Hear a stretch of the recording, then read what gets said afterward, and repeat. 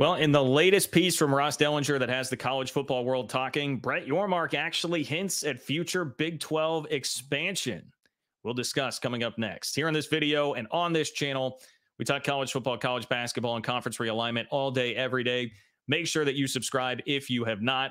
Live shows on Wednesdays and Sundays. They are a blast with tons of people in here from all corners of the college football world. So make sure that you get in there and be a part of this awesome, awesome college football and college hoops community.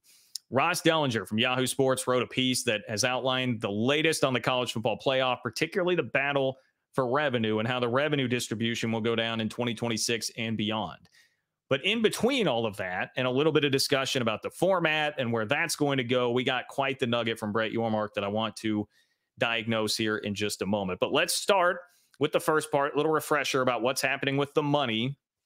So in the past, the five major conferences mostly split evenly, 80% of the college football playoffs, $460 million in revenue. But in a proposal socialized with administrators this week, the Big Ten and SEC would combine to earn about 58% of the college football base distribution, a figure that will certainly grow in participation distribution as their individual schools earn more revenue for qualifying and advancing through the playoffs. And this 58% figure would exceed greatly the ACC and Big 12's combined distribution number, which is expected to be around 31%. So there's a 27% difference in how much money the Big 10 and SEC will take home from the college football playoff versus the Big 12 and the ACC. And that's only the base pay. There's also going to be $3 to $5 million for each team that gets into the college football playoff, and then for winning games in the college football playoff, which means that they will likely have more teams in, and they will certainly likely be winning more games there as well. So their distribution advantage of the revenue will grow because of that. So it's a pretty wide gap staring everybody down. By the way, the remaining 10% will be distributed to Notre Dame and the 64 group of five teams, which again raises questions about, will this push Notre Dame any closer to joining a conference if they're going to look at that and say, hey, we need to get more college football playoff revenue. Differences in distribution between the two sets of conferences will likely exceed $300 million a year, which is pretty staggering when you look at that. And it's $760 million versus $440 million. And if you're talking about what the teams, how you boil it down to annual distribution per team, SEC teams will earn around $23 million annually, the Big Ten around $21 million annually, the ACC around $13.7 million annually, and the Big 12 around $12.3 million annually. Group of five teams are expected to earn a figure just south of $2 million. But this was the most interesting part to me as it relates to the future of the Big 12. Outside of the obvious, what are you going to do about this? Do you agree to this? How much will this revenue distribution set you behind? All the big picture stuff. But how about this nugget? Ross Dellenger says the contract is expected to include a definitive look-in provision in 2028. The look-in provision can be triggered before that date from any conference realignment, a provision that Big 12 Commissioner Brett Yormark encouraged to be added, according to those familiar with the discussions.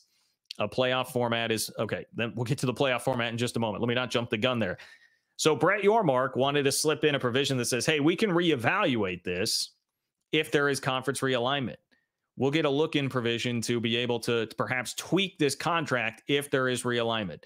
Brett Yormark, being the guy that's pushing for that, would seem to lead you to believe he thinks there's a good chance that we have some realignment. And if we do have realignment, obviously we think about Florida State leaving the ACC, but we think about others leaving the ACC. Clemson is mentioned later on. In fact, in just a moment, I'll get to that, as a place that has been lawyering up and getting ready for this battle. You would think that this is going to expedite some of that now that everybody's seeing what the money distribution is going to be in the playoff. So, hey, we may have this happen. And while I don't think those schools are going to the Big 12, if they go to the SEC or perhaps Big 10, now all of a sudden the rest of the ACC may implode and the Big 12 could be taking in the remnants of the ACC. Basically, this tells us what we already kind of knew and speculated about, that Brett Yormark is thinking ahead. And Brett Yormark is thinking like, man, I can read the landscape here. I know where this is going. We may be adding some more teams to the Big 12. And for Yormark, I would think a lot of that has to really make him happy thinking about the basketball additions that could be there, Louisville, maybe Duke, that you could bring into your conference, as well as just the schools that would bring a little bit of football pop and just give you more of a coast-to-coast sort of presence there. So find it very interesting to read who it was that was pushing for that. Brett Yormark always on the cutting edge of what's going on. But there's still a lot more to digest here. The college football playoffs further delineation of the power structure in the industry likely exacerbates the ACC's plight in keeping some of its biggest brands from exiting. The gap in revenue distribution model may further incentivize programs to follow Florida State's example at a legal attempt to exit. Attorneys for Clemson have spent the last several months gearing up for legal action of their own. Sources with knowledge of the discussions tell Yahoo Sports more secession attempts could send the conference into chaos. The outcomes of any Florida State or Clemson exit may chart a path for other members of the seven, most notably North Carolina, the most attractive of the programs. And we know, especially if you've been following this channel, that has been getting a little bit more tricky now that North Carolina has to get permission from the board basically to leave. They've got to give them a heads up and get permission. And with a heavy NC State presence on that board, perhaps it is trying to tie NC State into wherever North Carolina's future is going to be. There's another really interesting piece here. Ross Dellenger says, could the seven independently leave the league, the ACC, and reform as a smaller, more valuable conference? Could a subset of the seven join a new conference, the Big 12, SEC, or Big 10? A date looms as a possible inflection point in the ACC's future. I think this is the first time I've seen Ross Dellenger give any air to that actual idea that they could form a smaller new conference for themselves. Could the seven independently leave the league and reform as a smaller, more valuable conference?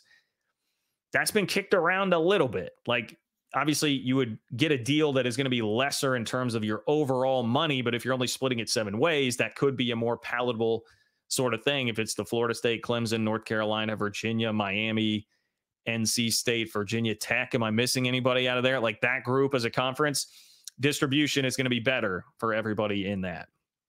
But as far as the timeline, ESPN's contract with the ACC extends through 2036, but we now know they have the option to opt out of the final 9 years starting in 2027. Could a restructured deal with uneven distribution prevent more departures? Would an ESPN opt-out swing open the door for more schools to exit? The network has to decide by February 2025, so keep that date in mind. That will be an important one as to what ESPN is going to do with the future of the ACC. And speaking of that, there's also a timeline for the playoff and getting all this figured out. We're talking about all these big picture things that have to be figured out as far as the playoff goes. The internal deadline is by the end of next week. That is what Ross Dellenger says here.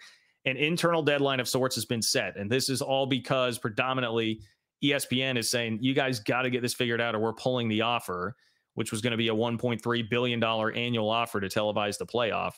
An internal deadline has been set by the end of next week for the conferences to agree or bail on a future college football framework, college football playoff framework, and presumably the ESPN deal entirely. It's still not completely clear how an agreement will be made, as there is currently no contract or voting structure beyond the 2025 playoff. The ESPN deal is the only thing binding the 10 leagues and Notre Dame. Oh boy. We got another quote at one point in this article, and watch the video from yesterday if you want to learn more about that, where a Big 12 or ACC admin was saying, like, basically, do we call their bluff and not accept this?